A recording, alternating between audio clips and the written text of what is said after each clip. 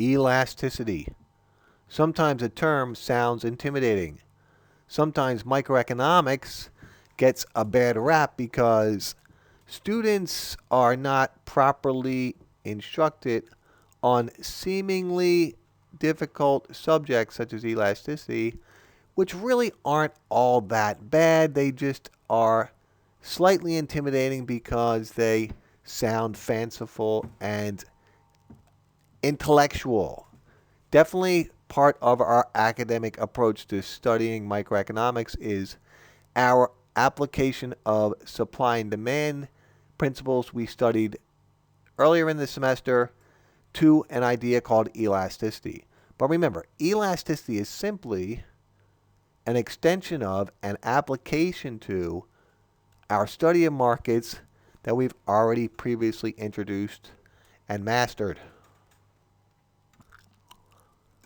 The chapter objectives all relate to our study of elasticity, except for the last one, which is a re-examination of something we already introduced in a previous chapter. However, it still relates indirectly to our study of elasticity.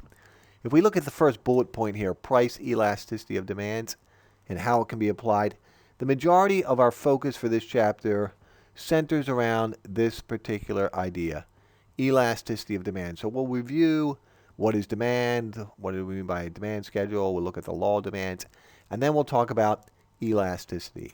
The second bullet point is directly related to the first bullet point.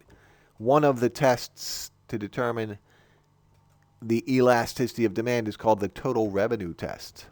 So we will discuss the total revenue test, how the total revenue test, or how total revenue is determined, but then more importantly, why the total revenue test is a useful tool not only to determine elasticity, but if you were a business owner or if you were an individual who was making pricing decisions for a firm. There are some applications for what we call elasticity of supply, far less important for elasticity of demand, but we will discuss those. They have some importance. Then we have two other ideas related to elasticity, cross elasticity of demand and income elasticity of demand. We will examine them. And then, like I said, we will re-examine consumer and producer surplus and talk about dead weight loss, efficiency losses. What do we have here? Something we are all familiar with at this point, a demand curve. Quick review. What is a demand curve, right? Well, demand is a schedule of the various amounts of a good or service or a resource that buyers are willing and able to purchase, series of prices, specified amount of time, specified time, other things equal, right? So this idea of how much buyers, right, the various amounts of a good or service or a resource are willing and able to purchase, right, specified amount of time, other things equal, can be represented numerically, where we see the data up here in the right-hand corner, or it can be represented graphically, our downward sloping demand curve. Quick review. Inverse relationship between price and quantity demanded. If price were to increase, quantity demanded will decrease. If price were to decrease, quantity demanded will increase. This is important information to understand because remember, elasticity of demand is an extension of these principles. We are going to examine an important question. How responsive are buyers to changes in price? In other words, if price increases by, say, 20%, are buyers going to jump ship and buy far less of the good or service or resource in question? Or will they just curtail their buying habits a little bit? So you have the basic idea of what demand represents. A schedule of the various amounts of a good or service that buyers are willing and able to purchase, series of prices, specified amount of time. It is important to remember as we investigate elasticity of demand, we are not violating an important law of demand, and that is the inverse relationship between price and quantity demanded. The very reason that we have this downward sloping demand curve is because if price were to fall, quantity demanded will rise, and if price rises, quantity demanded will fall. There's an inverse relationship between price and quantity demanded. That gives shape to our downward sloping demand curve. There is only an extremely rare exception to this rule, which we will discuss when we approach that specific idea. It's called perfectly inelastic. But in reality, the law of demand is always going to exist. This is an important idea to remember because when we start talking about whether or not demand is elastic or inelastic, we are never violating the law of demand. So, here we have our downward sloping demand curve. Price were to decrease, quantity demanded will increase. Price were to increase, quantity demanded will decrease. The law of demand exists for 4 reasons. What are they? Common sense. When you go shopping, the price of something goes up, you buy less of it. Price of something goes down, you tend to buy more of it. Diminishing marginal utility. As you consume more of a good or service, it provides less and less happiness, satisfaction, gratification, right? If the price goes down, you might buy a little bit, right? Into the idea of marginal benefits, marginal cost. But generally speaking, the human experience, as you buy more of something, as you consume more of a good or service, or as you consume more of a resource, the utility or the satisfaction, gratification, happiness associated with that consumption tends to drop. The other 2 reasons, the income and substitution effect. You are going shopping for item X, expecting item X to be $6. When you get to the store, you realize, wow, it's not $6, it's $8. Well, I only have $24. I was expecting to be able to buy 4 of these items, item X, when they were $6, but now that they're $8, I can only buy 3. That's the income effect. The substitution effect. Sometimes you could substitute one good for another based on changes in price, but only when there's a reasonable substitute for that good or service or resource in question. Now that we have reviewed the principles of the demand schedule and the law of demand, let's look more specifically at the heart and soul of our focus of our chapter, elasticity of demand. So remember, elasticity is a measure of how responsive are buyers to changes in price. Sometimes the price of a good or service increases by, say, 20%, and consumers all of a sudden buy far less, maybe 80% decrease in demand. However, sometimes there's a 20% increase in price, and quantity demanded only decreases by, say, 5%. Right?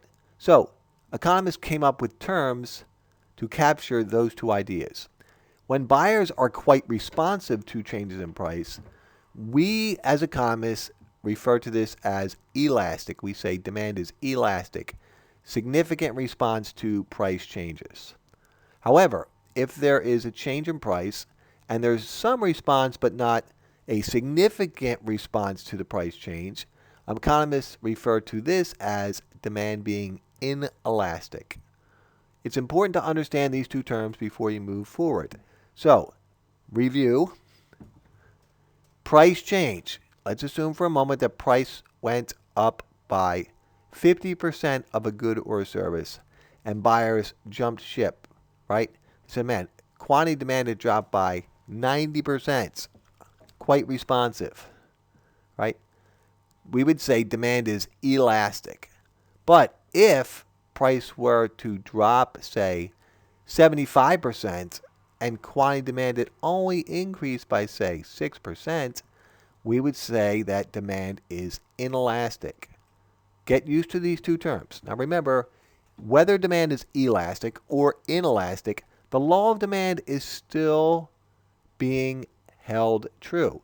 There's still some response. There's this inverse relationship between price and quantity demanded. The question is, how responsive are buyers to changes in price? So, generally speaking, there are 4 determinants of price elasticity of demand. We examine these 4 characteristics of the particular good or service or resource in question to make some generalizations about elasticity of demand. So let's think about how buyers respond to changes in prices, and let's consider the first determinant or characteristic, substitutability. This one should be sort of a common sense situation. If there are a large number of substitutes available for the product or service in question, demand tends to be relatively elastic. That is to say, consumers are quite responsive to changes in price. For instance, if you think about the number of snacks available on the supermarket shelves, many different brands, many different types. So if you think about one brand and say, okay, one brand decides that they're going to increase their price from $2 per unit to $3 per unit, a 50% increase in price. Well, consumers have lots of options.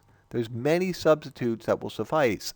For that particular product, economists would believe that demand would be relatively elastic. Consumers are going to be rather responsive to that type of price change because they have choices. The next determinant is proportion of income. So when you go to buy an automobile, the automobile is, say, $38,500, right? Well, that's a pretty big chunk of change. That could be an entire year's salary. Heck, it could be half your salary, depending on how much money you're making. So for big ticket items, we have found out as economists that, generally speaking, demand for those type of items, the demand is relatively elastic.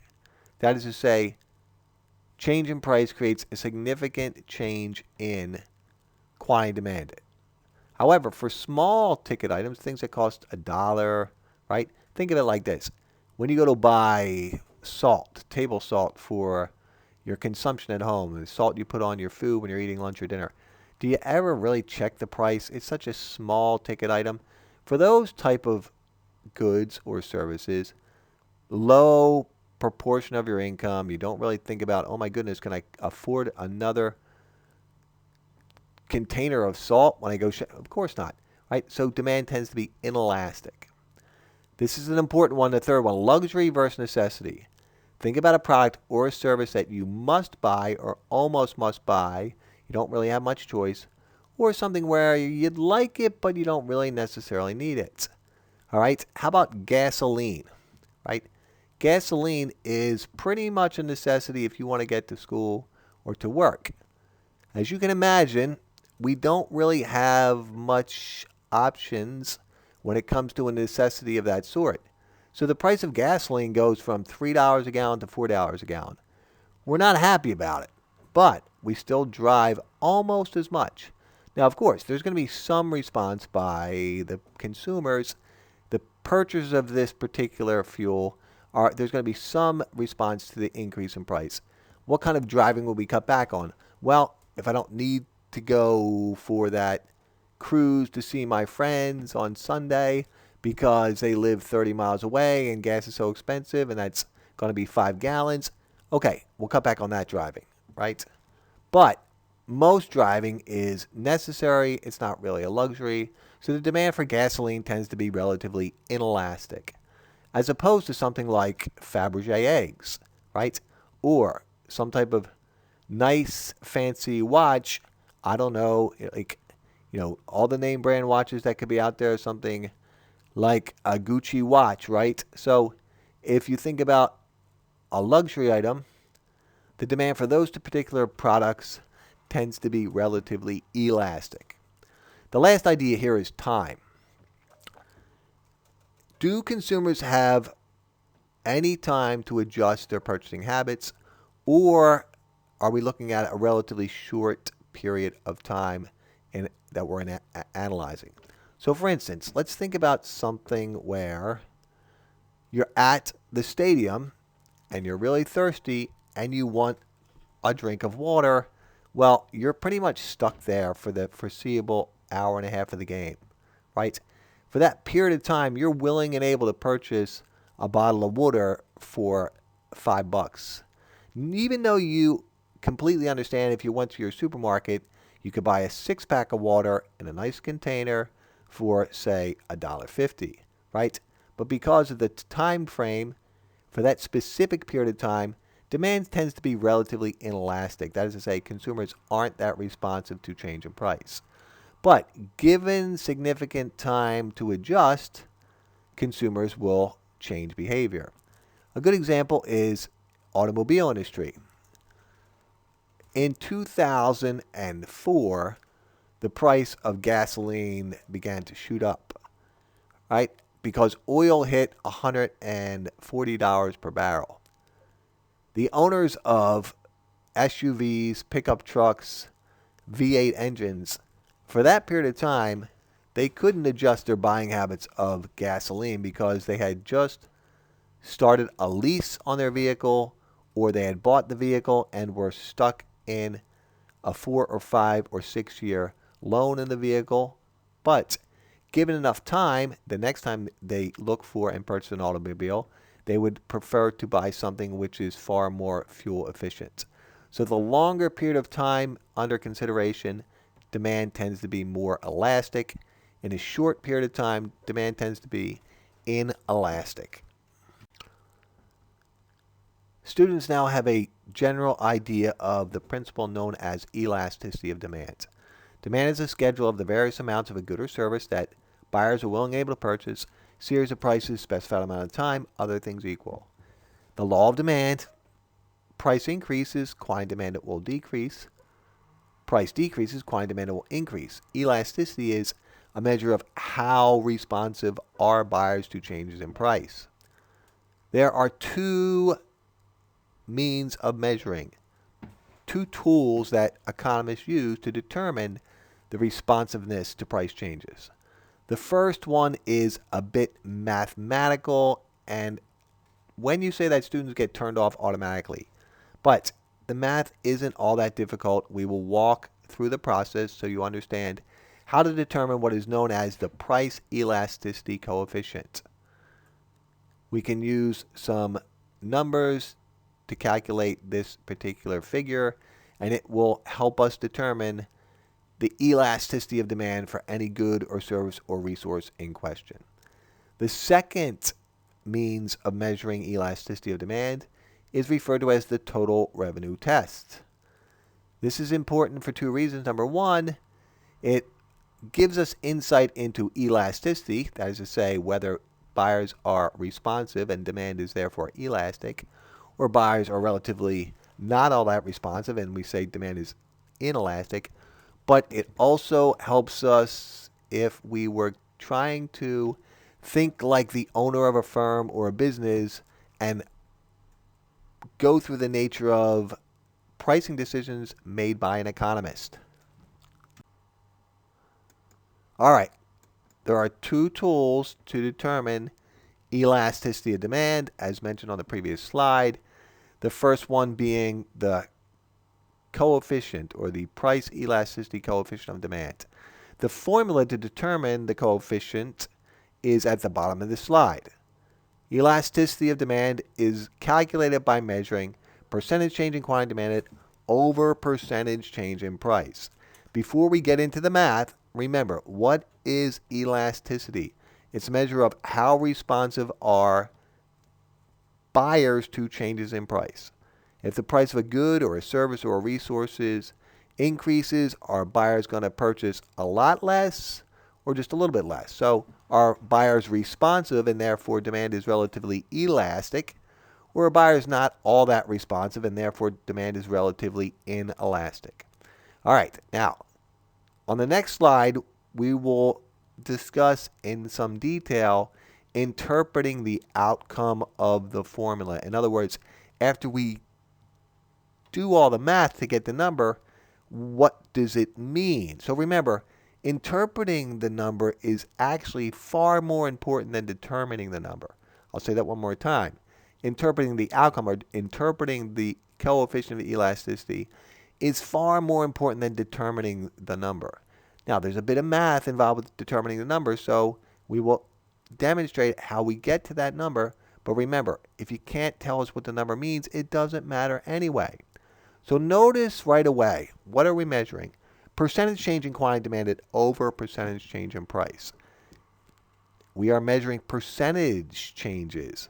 Percentage change in quantity demanded over percentage change in price. The formula does not say absolute change in quantity demanded over absolute change in price. In other words, price went up by $1, quantity demanded decreased by 4, right? We're not saying 4 over 1. We're measuring percentage change in quantity demanded over percentage change in price. Why? Why are we using percentages and not absolute numbers? Well, if a car increases in price from $40,000 to $40,001, so the sticker price went up by one whole buck, are people really going to change their buying habits? I mean, does it even matter for an item of that nature, right? So you did all this research. You'd been researching this car for 3 or 6 months. You have your heart set on it. You got your financing in order. And you're going to say, oh, no, I changed my mind because the price went from $40,000 to 40. No one's going to do that for a $1, right? So it's meaningless, right? It's such a small change in the overall price. But if the price of a candy bar goes from $2 to $4, it went up by 100%, right? Same thing with changes in price, right? So, I mean, changes in quantity demanded, we have to measure this in percentage changes, right? So this makes way more sense to economists to say, like, let's come up with a standard. And the best way to do this is use percentage change in quantity demanded over percentage change in price, right? So if quantity demanded were to increase by 20% when price went down by 10%, we'd have 0.20 over 0.10, and we could come up with what? A simple number, 2 over 1. We would say the coefficient of elasticity is 2. Now, this is another important idea. Remember, there's an inverse relationship between price and quantity demanded, right? So, whenever we're measuring the change in one of these variables relative to the other variable, one of them is going to have a negative sign, right? Because if price goes up, quantity demanded is going to go down in absolute terms and in percentage terms, right? If price goes down, quantity demanded is going to go up. So we're going to have a negative sign in either our numerator or our denominator, right? Just because of the nature of the inverse relationship between price and quantity demanded. We're economists. We're trying to make the world as simple as possible, if not simpler, and we're trying to be efficient. Remember in 6th grade when you studied an idea called absolute value, and you said, oh, I'll never use that. These 2 bars around a -6 means that it's not -6, it's +6.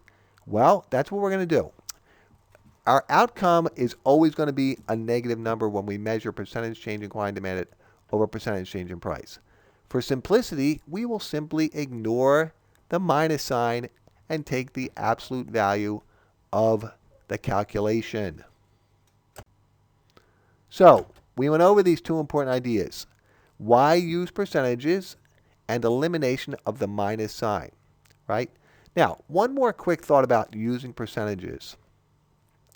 In addition to the idea introduced on the previous slide that, hey, a $1 change in a $50,000 item is meaningless compared to a $1 change in a $1 item, economists also like to have a tool that they can use to compare elasticity of demand across different industries and therefore use it for applications such as macroeconomic thinking, such as what industry will be affected more. In other words, what type of elasticity coefficient and therefore what type of behavior should we expect in, say, consumer cyclicals or maybe consumer non-durables or tech industry versus the healthcare industry, right? And therefore, we can use this concept as a general tool using percentages, right?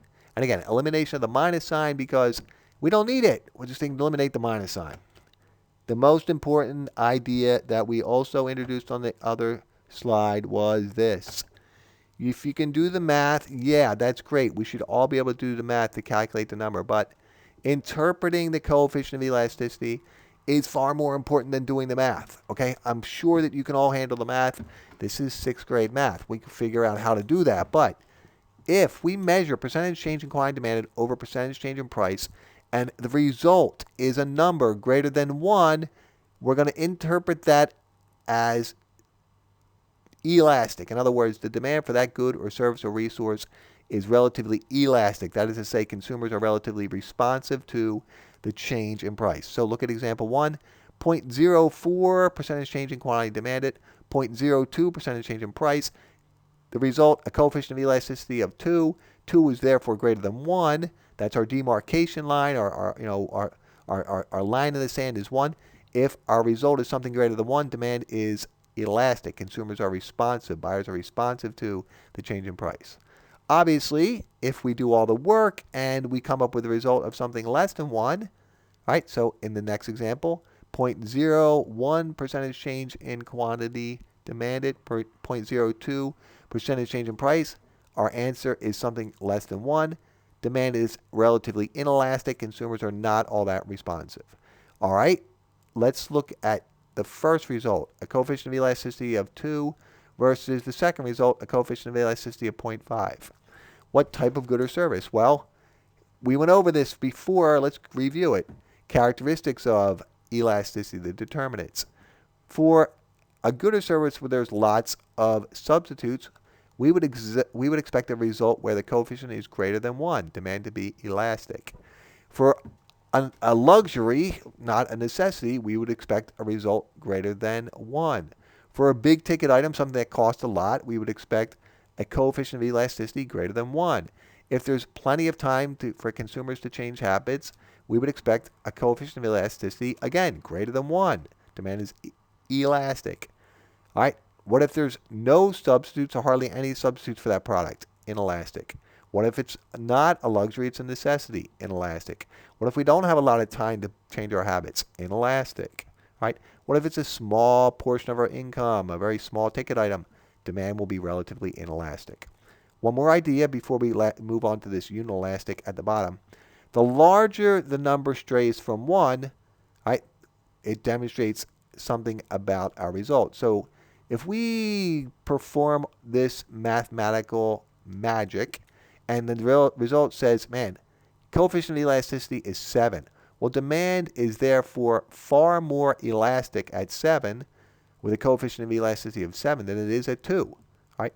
Likewise, when you do the measure of inelasticity, if the result came out to something like 0.09, well, that means the demand for that particular product or service or resource is far more inelastic than 0.5, right?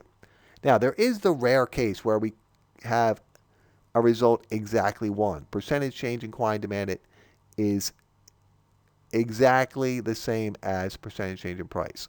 So a 20% decrease in price causes a 20% increase in quantity demanded, or a 20% or a 40% increase in price causes a 40% decrease in quantity demanded. That is the rare case. It could happen. It's called unit elastic. We will revisit this when we look at these graphically as well. On the previous slide, we introduced the formula to determine the coefficient of elasticity. Percentage change in quantity demanded over percentage change in X. Sounds simple enough. Okay. I didn't lie to you, but I left out a little detail that we must overcome. So let's, my friends, look at this schedule on the right-hand side, mathematical schedule of this demand curve. So let's assume this is the demand schedule for soy for this week. All right, let's look at and say, okay, $8 per bushel versus $6 per bushel. So at $8 per bushel, buyers collectively are willing and able to purchase 2 bushels per week. Now that could be in millions, all right? Let's assume that's in millions, right? At $6 per bushel, buyers are willing and able to purchase 4 bushels per week. All right, we don't need the millions. We can leave that out of the equation because it's going to be the same because everything's percentage, right? So let's talk about our little issue as far as calculating the coefficient of elasticity. So in its simplistic form, we're measuring what? Percentage change in quantity demanded over percentage change in price. Here's the issue. We're trying to measure the coefficient of elasticity of demand between the price range of $6 to $8.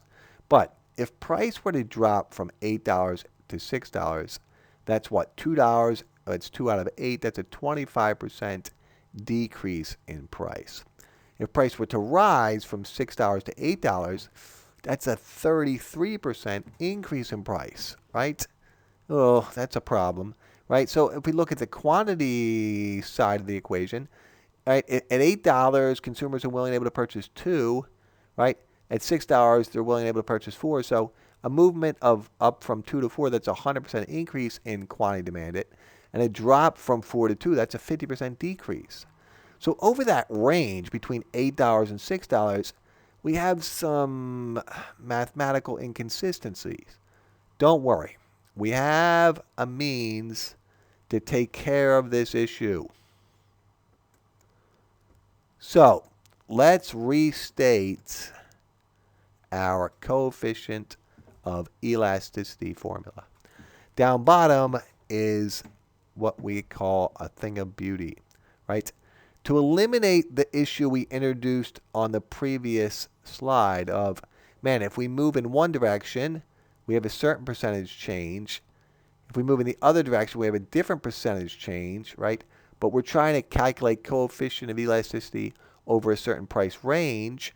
We can use this midpoint formula, which is basically just using averages, okay? We can say, okay, let's take the change in quantity over the sum of the quantities divided by 2. All right, we'll get a number there. And we'll divide that by the change in price over the sum of the prices divided by 2. Right? Now, this is a bit of a tedious process, but the math isn't that challenging, right? You just look up and say, okay, in our last example, right, what happened to quantity, right? Well, quantities was what? 2 or 4. So we could look at our denominator. Sum of the quantities was 2 plus 4. That's 6. All right, 6 divided by 2 is 3. So our denominator on the left-hand side of this is 3, right? And then we have simply what? We take, okay, change in quantity, which was what?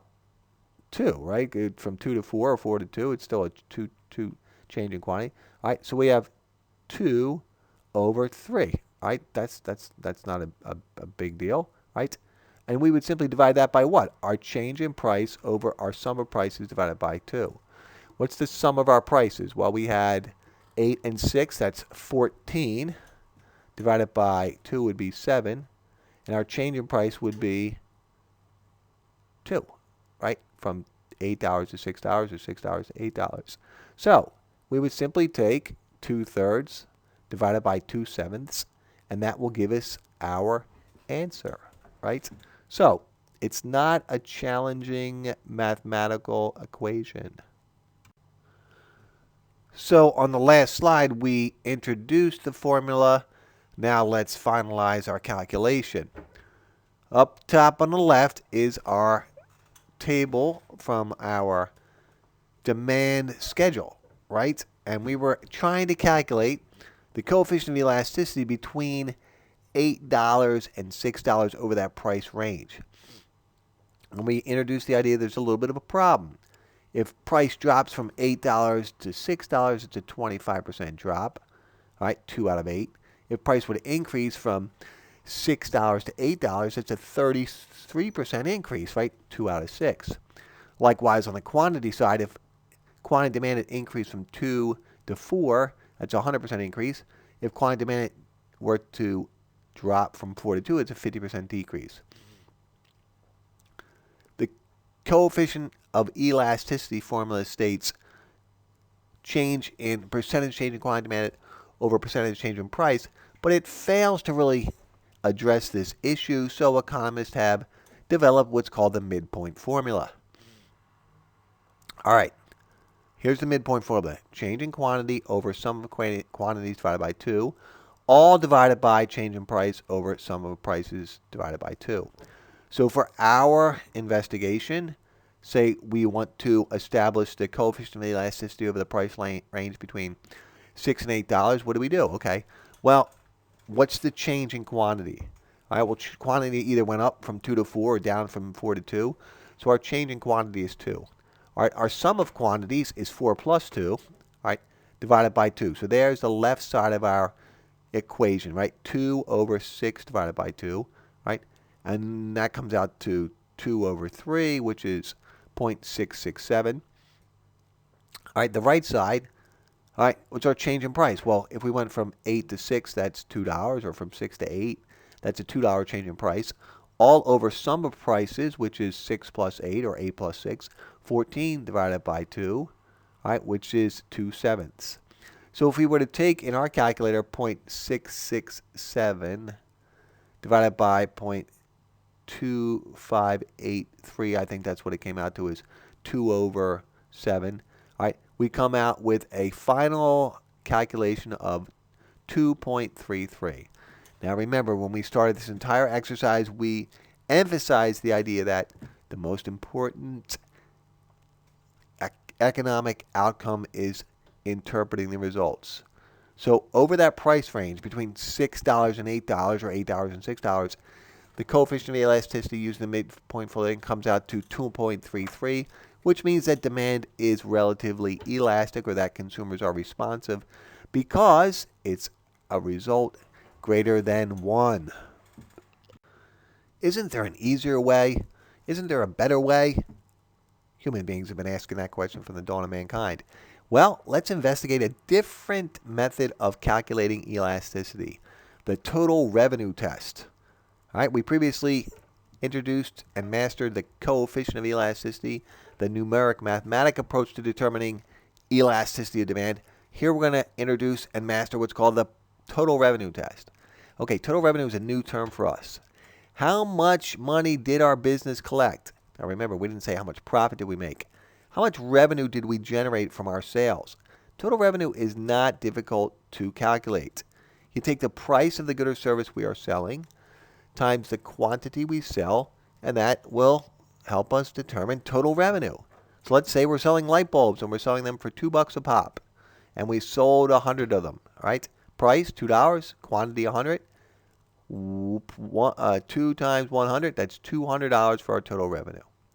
All right, now the total revenue test. Let's look at the demand curve. Before we even get into the math of the total revenue test, which is very simple math, by the way, look at the shape of this demand curve. Any demand schedule or any demand curve that graphs that relatively flat is telling us something. The closer to horizontal our demand curve is, the more elastic demand is for that good or service or resource. So this demand curve is not all that steep, right? It's not the black diamond ski slope. Right? If we rolled a beach ball down this hill, it wouldn't be going, full tilt. It's not crazy steep. So just the shape of the curve tells us something. And this is something you should keep in mind. As soon as you see a demand curve that's relatively flat, it's going to tell us that demand is relatively elastic. Let's employ the total revenue test to clarify our findings.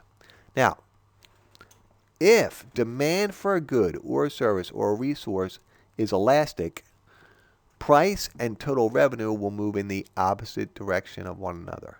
That is to say, if price decreases, total net revenue will increase, and if price increases, total revenue will decrease. This firm is currently charging $2 per unit, and they're selling 10 units. Let's say that's 10 units per day. So their total revenue per day is 20. Price 2, quantity 10, total revenue 20. What if they were to lower price? All right, well, lower price to $1. What happens? Well, we're going to sell more because there's an inverse relationship between price and quantity demanded. What happens to total revenue? Price drops to $1. Whoa, consumers were quite responsive to this lower price. Quantity demanded increased from 10 to 40. Total revenue also went up, right? We're charging $1, we're selling 40 of them. Total revenue is now 40. So price down, total revenue up. Price and total revenue moving in the opposite direction. Demand for this product or service must be elastic. A good or service or a resource where it's not necessarily something we need. It's not a necessity. There's lots of substitutes. We have a significant amount of time to change our buying habits. Or it's a pretty large percentage of our income. It's a big ticket item. Now, for review, let's move in the opposite direction. Let's assume we were charging $1 and our total revenue was 40 because we said price 1, quantity demand at 40. 1 times 40 is 40. And then some sharp executive at our office says, hey, let's increase price. All right, we will make more money. Well, if we charge more, we increase price from $1 to $2 per unit. Uh-oh, not such a good decision. Right, look what happens. Total revenue actually drops. Right, we had a total revenue of 40 when we were charging $1. We increase price to $2 and total revenue falls. Price up, total revenue down. Demand is elastic. Very important practical lesson here. Many students wrongly assume, and people in general wrongly assume, that businesses actually always increase revenue by charging more for their product or service. Not so fast, right? So if you own a business where there's lots of competitors and lots of substitutes, raising price might not be a good idea. If you own a business where, geez, this is more of a luxury, not necessarily a necessity, increasing price could decrease total revenue for your product. Practical lessons for the potential business owner. So, let's look at a demand curve with a different shape. This is beyond the double black diamond. If you're trying to ski down this demand curve, you're going pretty darn fast, right? Look at how steep this demand curve is. It's not perfectly vertical, but it's much closer to vertical than our previous slide, right? Dead giveaway already. If demand schedule graphs as a relatively steep demand curve, demand's going to be relatively inelastic. Now, total revenue test. If demand for a product or a service or a resource is inelastic, change in price will cause an exact same change in total revenue. In other words, price decreases, total revenue will decrease. Price increases, total revenue will increase. All right, this firm's charging $4 per unit. They're selling 10. Total revenue of 40. What if they drop price to $1? Will they sell more? Yes, they will. All right. Quantity demanded increases from 10 to 20, but look what happens to total revenue. All right. Price $1, quantity 20, total revenue is now 20. That means total revenue dropped. Decrease in price from $4 to $1.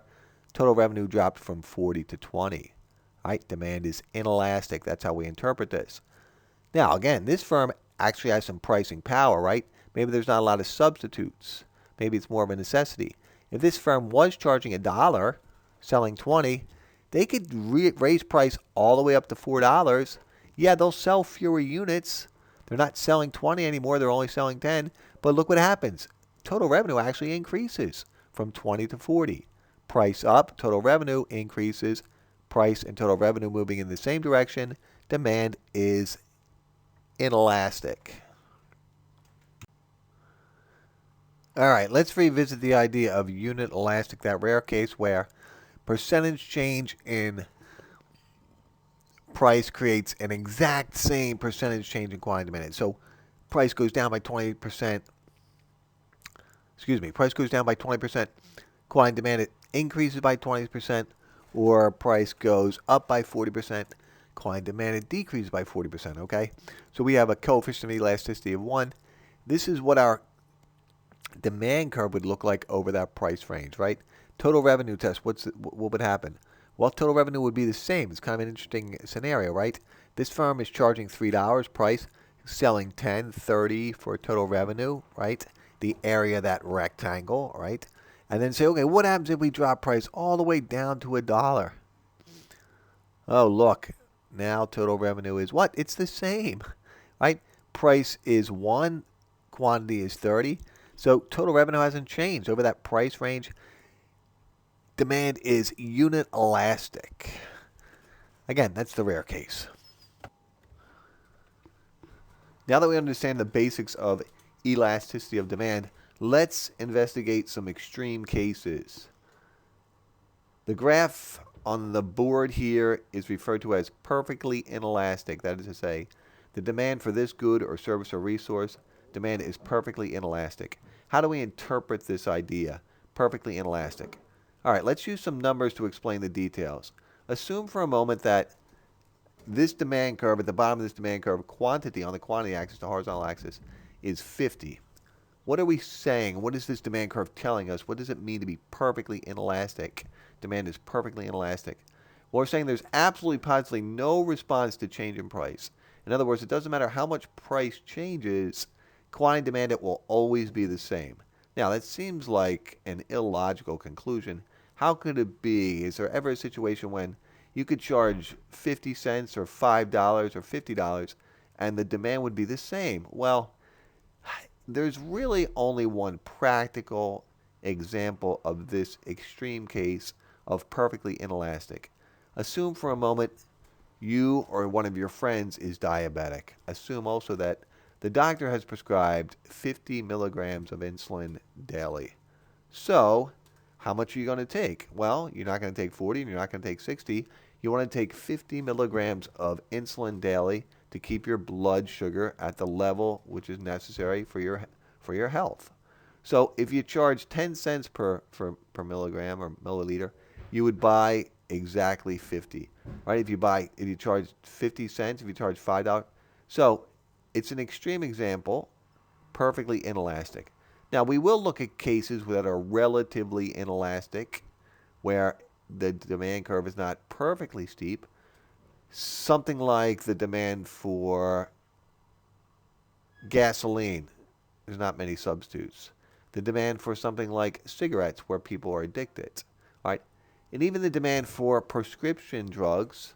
If you think about elderly people, they often make choices about which of their prescriptions they're going to purchase because their insurance only costs so much money. So there's some response to changes in price, but not all that much response. So the perfectly inelastic case, it's a rare occasion. How about the opposite? How about perfectly elastic, right? So perfectly elastic. In this case, what are we saying? Well, there is actually some practical application to this perfectly elastic demand scenario. We will cover this again when we investigate markets, market models, and pure competition. So imagine that we are a farmer and we own one small farm and all we grow is soy. Also imagine that there are 5,000 total farmers and assume for simplicity that the market is divided up almost equally, and that is to say the size of each farm is relatively similar. All right?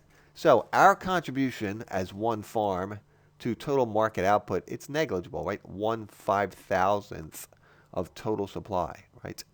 Also, you need to identify some characteristics of this market. If we're selling soy, there's no way for us to differentiate our product. In other words, we can't try to convince customers that the crop that we grow is somehow better or superior to the other 4,999 competitors in the markets. So, if that's the case, what happens? Well, the price in the market ends up being determined by the market forces of supply and demand.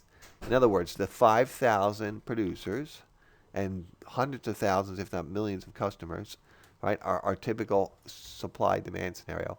That determines the price of a bushel of soy. We're selling soy, right? So as experienced by one producer, one farmer, selling a standardized product, we become a price taker. So the perfectly inelastic demand schedule or demand curve is a rare, if ever, occurrence.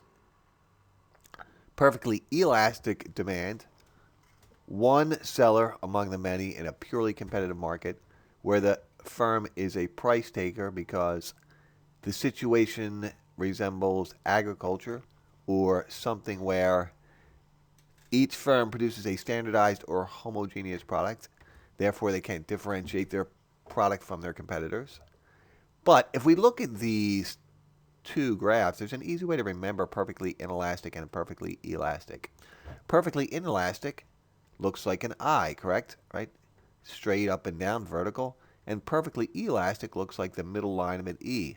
Just a helpful hint for students moving forward to remember perfectly inelastic and perfectly elastic demand schedules. Now that we understand the basics of elasticity, let's apply our knowledge to a theoretical situation. Assume we are running the campus movie theater. So we're running the campus movie theater, and we're deciding what price should we charge for tickets. So let's evaluate each of these 5 columns. The first 2 are easy enough for us to understand. They're simply our demand data, the demand schedule, and the information we would use to derive our demand curve. So column 1 is quantity of tickets bought and sold, and column 2 is simply the price we would charge. So for instance, if we were to decide that, hey, we should charge $3 per ticket, we would expect 6,000 moviegoers per week. If we were to charge, say, $7 per ticket, we would expect 2,000 visitors per week. Notice that column 1 says total quantity in thousands. Okay, that's where I'm getting the numbers. Now, column 3, coefficient of elasticity. So, a kind economist did all of the work for us. Some math-oriented economist took the midpoint formula, which was explained on a previous slide, and performed some mathematical magic to calculate the coefficient of elasticity that you see in column 3. Now remember, we can all do this. The math is not all that difficult. If you need to review how the numbers were derived, then simply review that slide. Otherwise, assuming you remember how to calculate coefficient of elasticity, also remember what's most important is how we interpret the number. So remember, coefficient of elasticity helps us demonstrate or determine, do we expect demand to be elastic or inelastic, or the rare case of unilastic? Any coefficient of elasticity greater 1, we can interpret that as demand being elastic. Right? Consumers are relatively responsive. If the coefficient of elasticity is less than 1, then demand is relatively inelastic. Consumers, buyers are not all that responsive to changes in price. Now, do you see a pattern emerging in column 3? Notice the coefficient starts at 5, then 2.6, 1.57, then the rare case of unilastic in the middle, and then look what happens. The coefficient turns inelastic, less than 1.64, 0.38, and 0.20. This is important to notice because it demonstrates an important phenomena of your typical downward sloping demand curve. And that is to say, your typical downward sloping demand curve, one that's not too flat, relatively elastic, and not crazy super steep, relatively inelastic. A normal, typical downward sloping demand curve will produce this feature where if we're looking at prices, the higher price range in the upper northwest region of the demand schedule, which we will see on the next slide, we tend to generate a coefficient of elasticity of greater than 1. And the lower right-hand region of the demand curve, the opposite happens. On the next slide, we will revisit this idea and we will explain why this is the case. All right, column 4 is easy to calculate. Remember, what's total revenue? Price times quantity. So we simply take column 1 times column 2. Remember that column 1 is in thousands. So the first number, right? If we charge $8 per ticket, we will expect 1,000 customers at our movie theater per week. Hence, total revenue is 8,000. Now, column 5 helps us pull it all together, the total revenue test, right? Remember the relationship between price and total revenue. If demand is elastic, price and total revenue move in the opposite direction, right? So if we think, okay, if we drop price from 8 to 7, we will expect a relatively large response from consumers, from buyers. In that region of the demand curve, it tells us that if price goes down, right, there will be an increase in total revenue. Demand is elastic. Now notice that it happens for quite some time. We can continue to lower price and expect to increase total revenue as long as demand is relatively elastic. Then notice between $4 and $5, look what happens. If we lower price again, total revenue actually stays the same. Then demand turns inelastic on the lower price range. We will explain the mathematical reason behind this in a few moments, but for now, just recognize that in the lower right-hand region of the demand curve, what happens? If demand is inelastic, price and total revenue move in the same direction. Lowering price lowers total revenue. Now, of course, we could start at the bottom price range, $1, and move up and explain the same exact idea, but the outcome would be the same. Let's revisit the midpoint formula. Remember, elasticity measures percentage change in quantity demanded over percentage change in price. We presented the problem earlier of calculating elasticity over a price range. So in other words, if we move from $8 down to $7, or we move from $7 up to $8, the percentage change is going to be different. Similarly, if we move from quantity demanded increasing from 1 to 2, or quantity demanded decreasing from 2 to 1, the change in percentage will be different.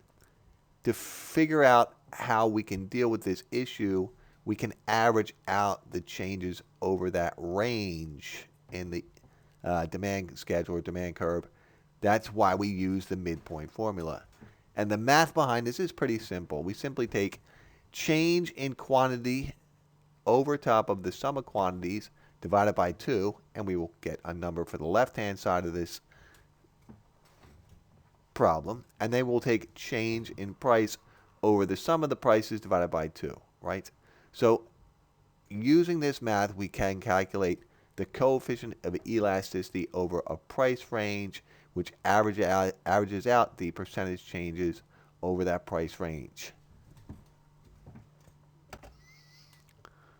Now we can explain where the numbers in column 3 came from. We used the midpoint formula to calculate the coefficient of elasticity. More importantly, we said this earlier, but now it's time to talk about the math behind the idea. Notice that the coefficient of elasticity, when price is relatively high, 8, 7, 6, right, in that range, demand tends to be elastic. And when prices are low, 1, 2, 3, demand tends to be inelastic.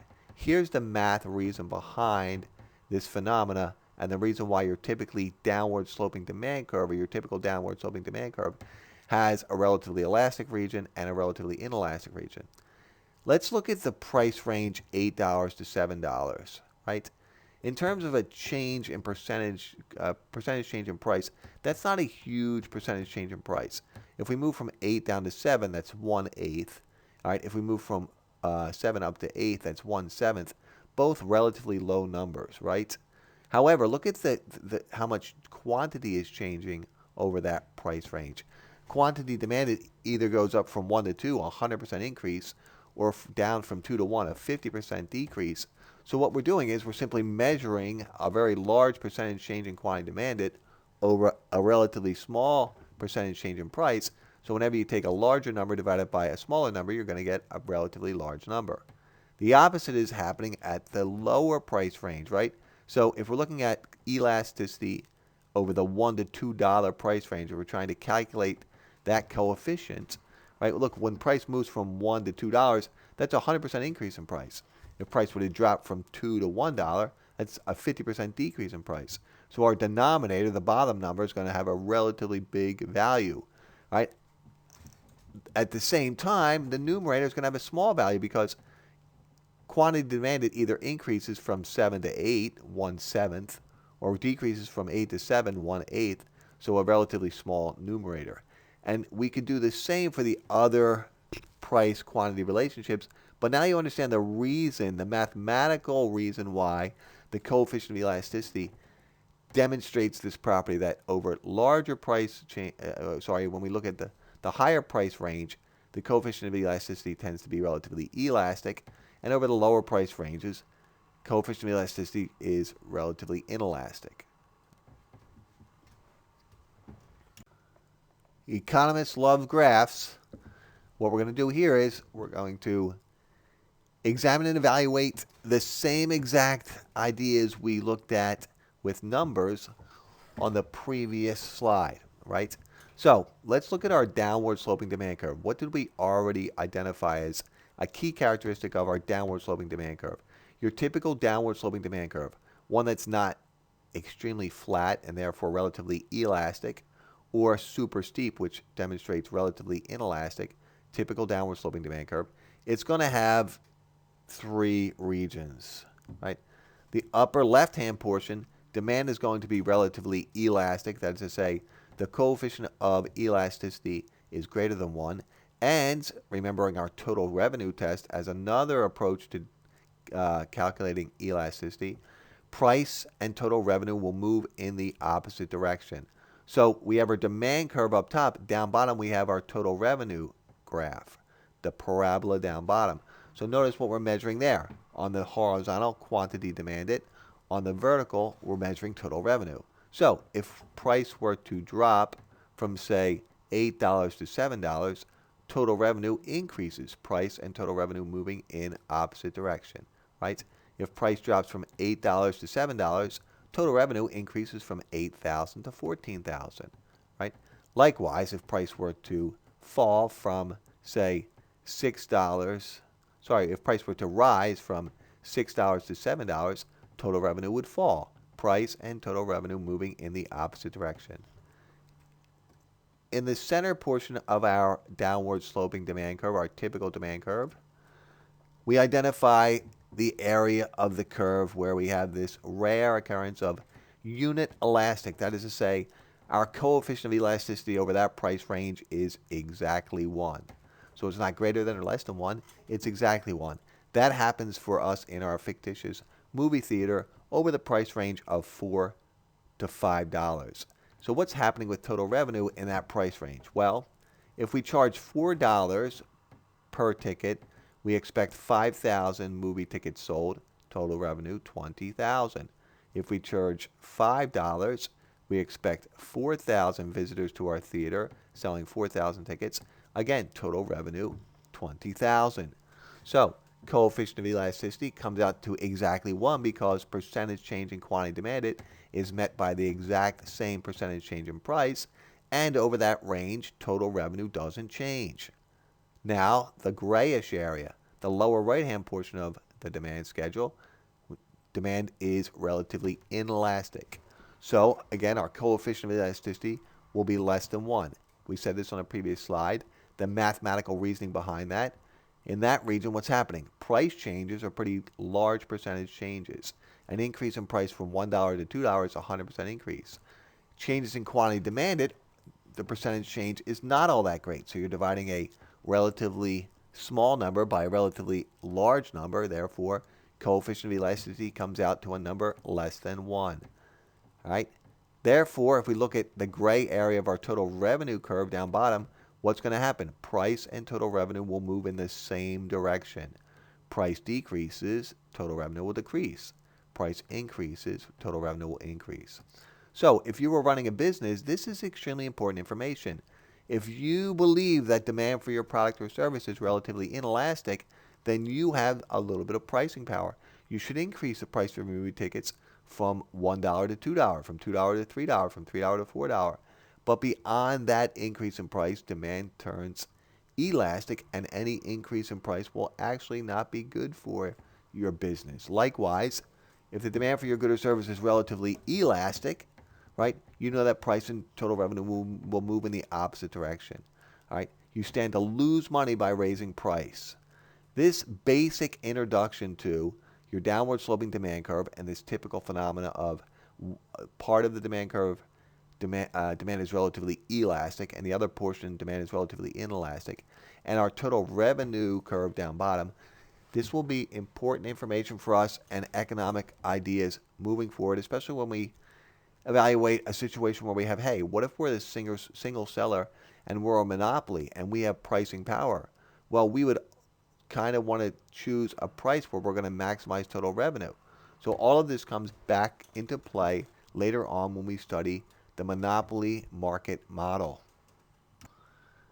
Studying economics is useless unless there are some practical applications of the principles and concepts that we are covering.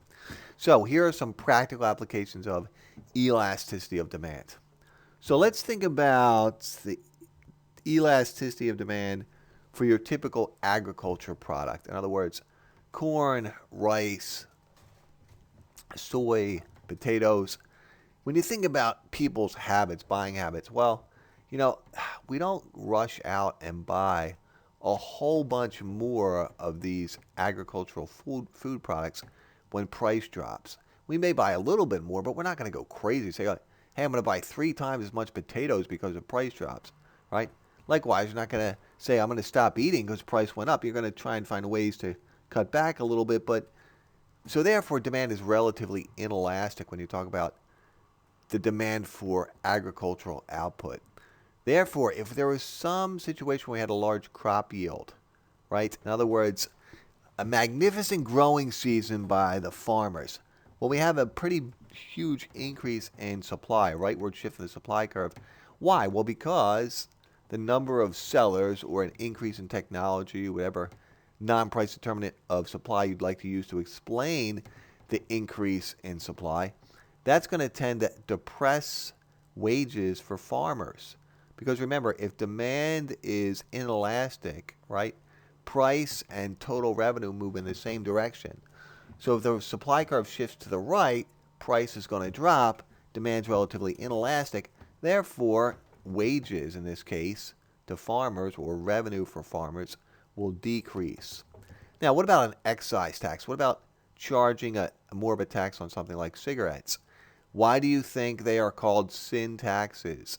People are addicted to cigarettes and alcohol. Taxes on goods or services where demand is relatively inelastic are usually much more effective than the tax on a demand for a good or service where demand is inelastic. People are not going to stop smoking if you increase the price of cigarettes from $9 to $10 per pack based on a $1 increase on the tax on that pack of cigarettes. Now, of course, some people will stop smoking, right? If we had a study with 50 cigarette smokers in a room and say, hey, cigarettes went up from $5 to $6, would you continue to smoke? Maybe, 93% of them said yes. A few will say no. So demand's not perfectly inelastic, but it's highly inelastic. That's why governments choose excise taxes on goods and services which are relatively inelastic, because increasing the price doesn't cause a huge decrease in quantity demanded. This is an interesting debate, the decriminalization of illegal drugs, right, and minimum wage. Let's hold off these two discussions to the following slide. All right, let's put this idea of elastic versus inelastic demand to the test, and let's use 2 practical examples to explain the application of elastic demand versus inelastic demand. One age-old debate among economists is the debate about the minimum wage and how a change in the minimum wage or a government-enacted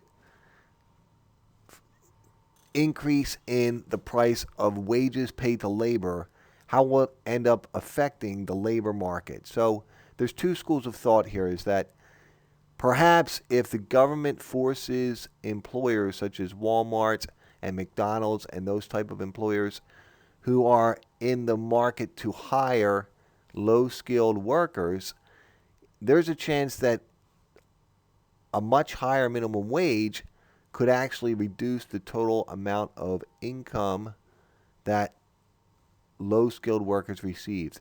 And it all boils down to elasticity. So let's look at these 2 graphs. On the left, we have a relatively elastic demand curve. On the right, we have a relatively inelastic demand curve. Let's quickly review the idea of elasticity and the total revenue test, right?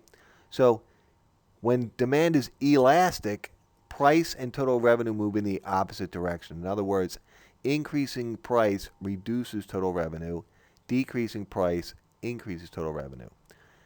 When demand is inelastic, it's the opposite. An increase in price will increase total revenue. A decrease in price will decrease total revenue.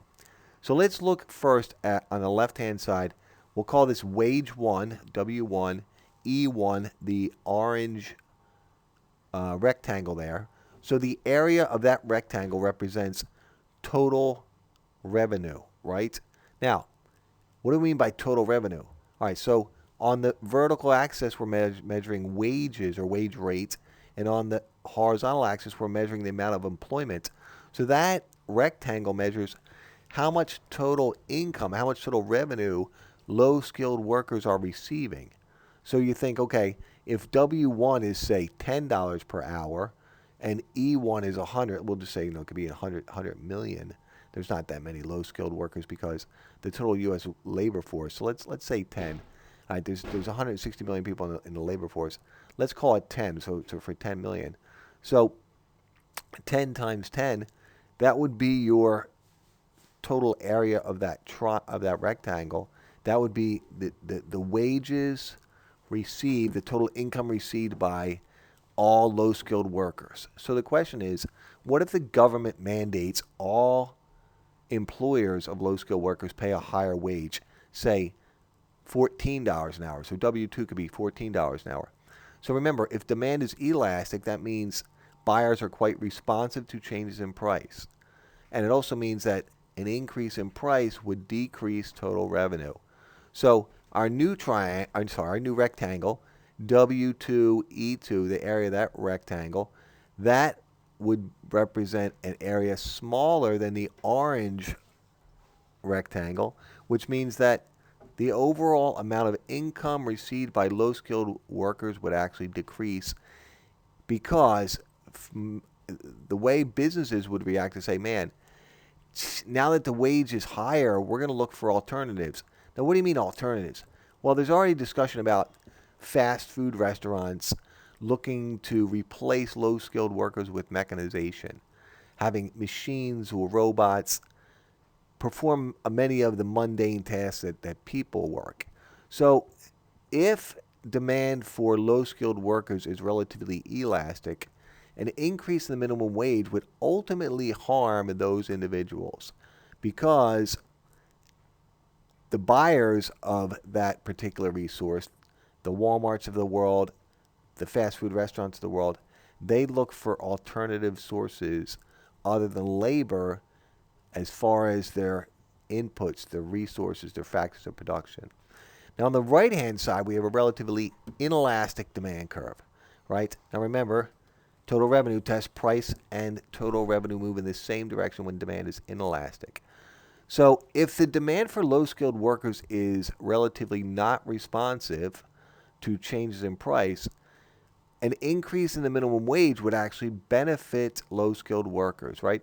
So let's assume that the first wage is W1 and there's E1 level of employment for low-skilled workers. The area of that rectangle represents the total revenue received by low-skilled workers. If the government increases the minimum wage from W1 all the way up to W3, yeah, there'll be fewer people working, because if you look from E1 to E3, there's some reduction in demand for low-skilled workers. So there's an inverse relationship between price and quantity demanded. But the total revenue received by those who keep their jobs actually increases, because the area of the red rectangle is much greater than the area of the orange rectangle. Simply put, if demand for low-skilled workers is relatively inelastic, well, that would stand that an increase in minimum wage would benefit low-skilled workers. Now, in the real world, which one is it? The left or the right? Is the demand for low-skilled workers, minimum wage earners, relatively elastic, or is it relatively inelastic? There's been much written on this topic over the last 5 to 10 years. It's a good idea if you're looking for a video presentation topic. Plenty of good articles about this debate, and plenty of good articles written on both sides of the debate. Now let's discuss another practical application of elasticity. This one as it applies to the war on drugs, or our alleged attempt to keep narcotics, illegal narcotics, off the streets. So, the war on drugs is difficult to summarize in one graph, because the war against marijuana might be quite different than the war against crystal meth, might be quite different than the war against heroin.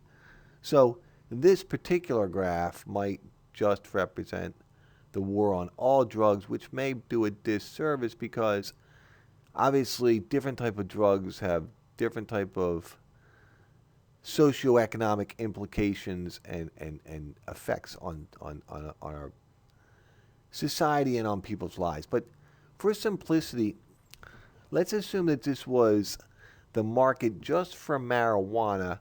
Let's assume it was prior to a large number of states, I think we're up to 27 now, legalizing marijuana in some form. Okay? So let's look first at the intersection between the dotted S1 supply curve and the downward sloping demand curve. Notice that demand for marijuana is relatively inelastic. Now, why would the demand for marijuana be relatively inelastic? Well, there's not very many substitutes for marijuana, and people that use marijuana kind of like alcohol, right? Not to say that they're addicted, but they enjoy it, and so their buying habits are pretty much not determined by the price of whether it be a pound of marijuana or an ounce of marijuana, however you want to. We could do this by pound, I guess. So it's determined by their perceived utility of consuming this herb. Okay, so with no government intervention interaction, that is to say, let's say that the federal government and state government and local governments turn a complete blind eye to growing distribution and even the transportation of narcotics across the border.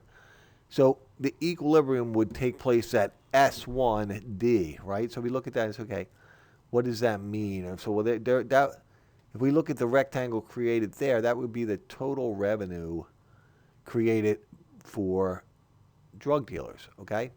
The total revenue created for drug dealers. But we know that the government succeeds in thwarting the efforts of growing, transporting, and distributing some marijuana. So if we look at the leftward shifted supply curve, that represents the chief strategy of the war on drugs is to reduce the supply of this quote-unquote Scheduled 1 narcotic from entering the country. Now, obviously, we don't think we're going to stop all of it, but to stop as much as possible. So, remember, if demand is inelastic, price and total revenue move in the same direction. So, it's interesting that efforts to thwart the growth and distribution and transportation of marijuana actually increase revenue for drug dealers.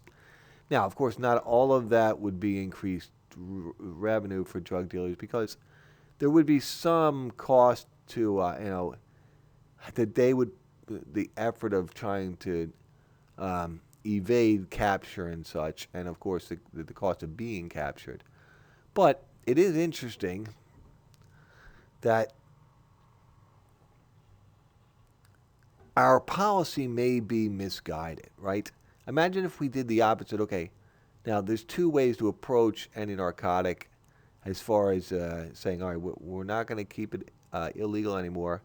We could legalize it, which means we would distribute it the very same way it's distributed with like alcohol. In other words, the government will regulate it, it will be taxed and such. The other possibility is that we completely decriminalize it, but we don't legalize it, which simply means the government's not going to make any efforts to keep it off the streets.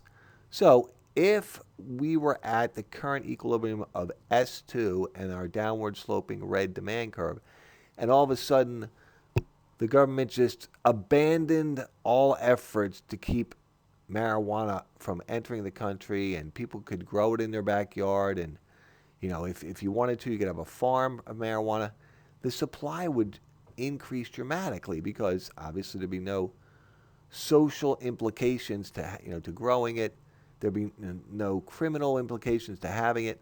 So the supply curve would shift to the right. Increase in the number of sellers would be the most, we'd say, practical, non-price determinant supply to explain the rightward shift. and there'd be a huge decrease in the revenue received from drug dealers. So we could put drug dealers out of business by simply saying we're going to decriminalize marijuana.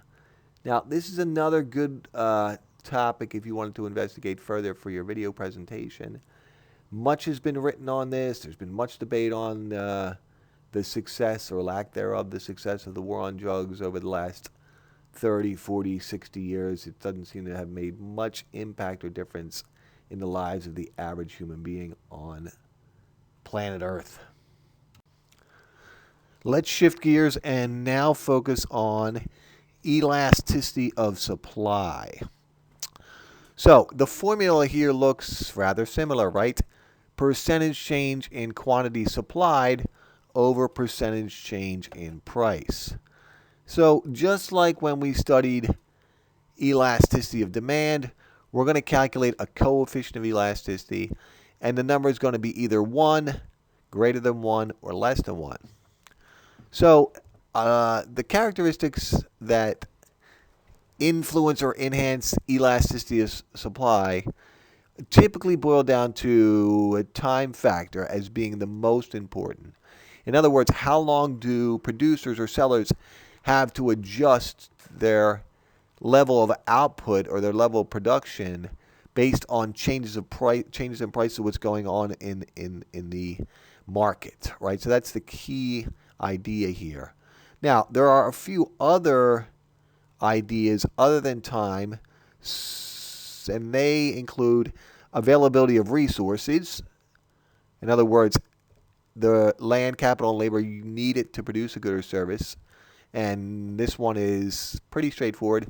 If those resources are difficult to acquire, supply tends to be more inelastic, and if they are easy to acquire, supply tends to be more elastic. Another idea beyond availability of resources is the length and complexity of production. So for instance, when you're making something like textiles, like clothing, pretty easy, it's not really a complicated type of production, as opposed to jet engines, right? So the easier the type of production, the less worry you would have as far as changes in output. So if production's pretty easy, we tend to see supply as being relatively elastic. And if the length in production is challenging, then supply tends to be inelastic. Another idea is mobility of factors of production. In other words, is it easy to move the land, capital, and labor to a new location if necessary? And then another kind of good idea or important idea is how much excess capacity or excess utilization for the factory is now available.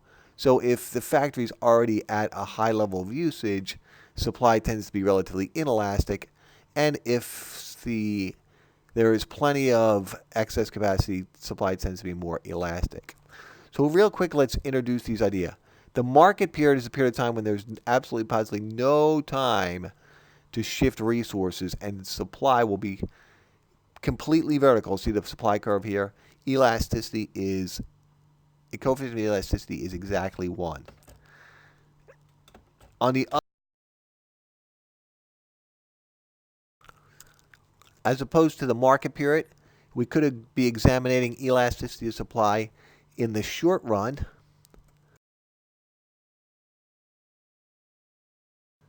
And finally, we will talk about elasticity of supply in the long run.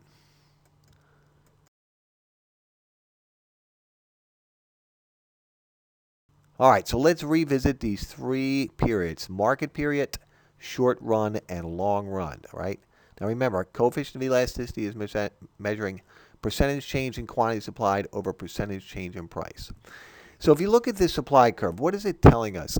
Q0, it's telling us that no matter what the price is for this good or service or resource in the market, producers or sellers have no ability to adjust output. So in other words, they love to make more if the price was going up, but they have no ability to do so. Can you think of such a situation? Well, in agriculture, imagine if it's time to harvest the crops, right? So we've already planted the seeds, we've already applied resources such as fertilizer and irrigation and pesticides and all those good things to keep the crop growing. But when it's time to harvest the crop, it's the market period. There's no way we can somehow magically produce more from this acreage than is already there, right? Another more practical example might be something like, what about a concert or a sporting event where there's only a fixed amount of seats? In other words, there's 20,000 seats in the stadium. The stadium's not going to be any bigger tomorrow, the next year. It could be a long time till we build a new stadium. So therefore, the supply is fixed, right?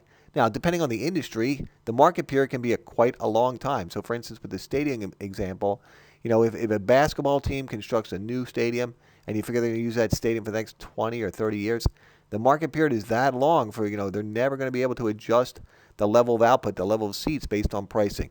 When we are examining the market period, right, the price is going to be completely determined by demand, right? So you see here P0 versus P3. If the demand for this good or service were to increase, prices will go up. If demand were to decrease, price will go down. So notice that during the market period, there's the greatest price impact based on changes in demand. Let's contrast the market period to the short run. Okay, so you can see the shape of our supply curve is no longer perfectly vertical, right? It's relatively steep, but it's not perfectly vertical. How do we define short run? Well, this is an important idea for an economist. The short run is the period of time when at least some of our resources are fixed. We usually call this capital. In other words, the size of the plant, the size of the factory, the size of the firm. So think of us as a small manufacturing firm, right? In order for us to get the plans, the property, and all the zoning to build a new factory, that could take 7 years. So the short run for us is 7 years. For that period of time, we cannot make the size of our plant, factory, manufacturing firm any bigger. But what we can do is, over that period of time, we can most definitely vary the amount of what we call our variable inputs, such as labor. In other words, do we hire 6 people, 10 people, or 15 people? We could also vary how much how many materials we order. So, are we going to order 100 pounds of what we need to produce a good or service, 200 pounds? So the raw materials, the inputs, they're variable to some degree. Likewise, how many hours do we keep our factory open per day? Are we opening the factory 8, 10, right, 16? We could keep it open 24 hours a day, like the World War II military machine and of the big cities like Memphis and such, where literally it was open from morning, noon, and night. So there's some degree of adjustability by firms as far as the level of output based on changes in price. So notice if demand were to change, there's definitely going to be some impact on price, but a lower impact on price because the producers have some ability to adjust their level of output based on what's happening in the market, specifically how demand is changing. Now, in the long run, all resources are variable. So notice the shape of our supply curve in this instance, right? So we have a relatively flatter supply curve. Now, what do we mean by long run? Well, if the short run is a period of time when the size of our factory, our firm, our plant is fixed, in the long run, all resources are variable, even the size of our factory itself. So in the last slide, we said, okay, we can't build a new factory for 7 years. It's going to take that long to get the plants and the zoning and the construction. Okay, well, 7 years then is the end of the short run. It's the long run. So we can adjust every one of our factors of production or resources, including our fixed resources capital. So in the long run, there's the least amount of impact on pricing based on changes in market demand. Now, we don't spend a great deal of time calculating this number like we did when we were evaluating the coefficient of elasticity of demand. We just really interpret the numbers. In other words, coefficient of elasticity of supply is 1. We know the supply curve is vertical. We're talking about the market period. If the coefficient of elasticity of supply is less than 1, we're talking about the short run, and there's some impact on pricing, but producers can adjust their output a bit. And finally, if we measure coefficient of elasticity of supply and it's a number greater than 1, now we're evaluating a situation where it is the long run, right? Most importantly is just look at the shape of the supply curve. That helps you identify immediately whether supply is perfectly inelastic, relatively inelastic, or elastic. Now let's talk about some practical applications of the concept of elasticity of supply. Let's talk about some practical applications of price elasticity of supply. Many times when people go to the art museum, they like to go see the Impressionist paintings. It's one of those popular exhibits in the art museum. So Van Gogh, Renoir, Cezanne, Monet. Now, obviously, there's only so many of these available in the entire world because we can't make any more, right? So that it's going to be the market period forever when you look at the price of something like fine art, right? Because supply will be fixed forever, right? It'll always be the market period. Therefore, the price of those type of assets will be completely determined by the demand for those particular assets, and they typically increase and decrease based on ebb and flow with the business cycle. When the economy is doing well, there tends to be more money flowing around. How about the price of gold? The price of gold, all right? So we look at a gold. Gold is typically considered a flight to safety for individuals and companies that are involved with investment strategies. So gold is not quite perfectly inelastic when you talk about the supply. We would say it's the market period, but it's difficult for the miners of gold and the producers of gold to adjust output based on the current price of gold per troy ounce, right? So if you think about what happened during the last recession, 2008, 2009, or 2007 actually started, financial collapse, housing crisis, housing bubble burst, the price of gold skyrocketed because we weren't producing that much more gold, and financial and economic investment officers and advisors across the globe were fearful about the economic and financial well-being of the entire global economic system. So there's a huge increase for what is viewed as a safe commodity, gold. And that's the reason why gold prices are volatile. In other words, the supply is relatively inelastic and the price will be completely determined by demand. All right, let's talk about two more applications of elasticity, and these are called cross elasticity of demand and income elasticity of demand. Okay, be careful what is being measured in our formula here, right? Take a close look at what's being measured when we talk about cross elasticity of demand. Cross elasticity of demand. Notice it says percentage change in quantity demanded of product X, percentage change in price of product Y. In other words, okay, what happens if the price of one product or service goes up? How does it affect the demand for another product or service? So when we calculate this number, we're going to come up with one of three results. Either we're going to have a positive sign, or we're going to have a negative sign, and then most of the time we'll have an outcome very close to zero, meaning that there's really no correlation between the change in price of one product and the change in quantity demanded of another. Okay, now the more positive the number, in other words, the further we get away from zero, the more closely those two products or services are substitutes. This is kind of important because if you're in a situation where you're a producer, right, and you know that your product or your service is considered a substitute for another product or service, you're really going to have to worry about changing your price because you know that consumers could flock to your competitors. Now, if we measure percentage change in quantity demanded of product X or percentage change in price of product Y, and we come up with a negative number, right, and the larger the negative value, the more complementary these two products or services are, then we know that okay, it's something like ski boots and skis, or something like peanut butter and jelly, or something like airline travel or airline flights and hotel stays at resort areas, right? Two products or services that are highly correlated. We could say cell phones and cell phone accessories, right? So again, if you're a business owner, this is information that would be useful to you. The last idea here is what we call income elasticity of demand. So see what's being measured here again. The calculation is percentage change in quantity demanded over percentage change in income. In other words, when people's income increases or decreases, how does that change the demand for that good or service in question? Now, why is this useful information? Okay, remember from our study of markets, we differentiated between normal goods and inferior goods, right? Most of the time, the goods and services that we purchase in the private sector are called normal goods. Inferior goods are goods such as used cars, retreaded tires, generic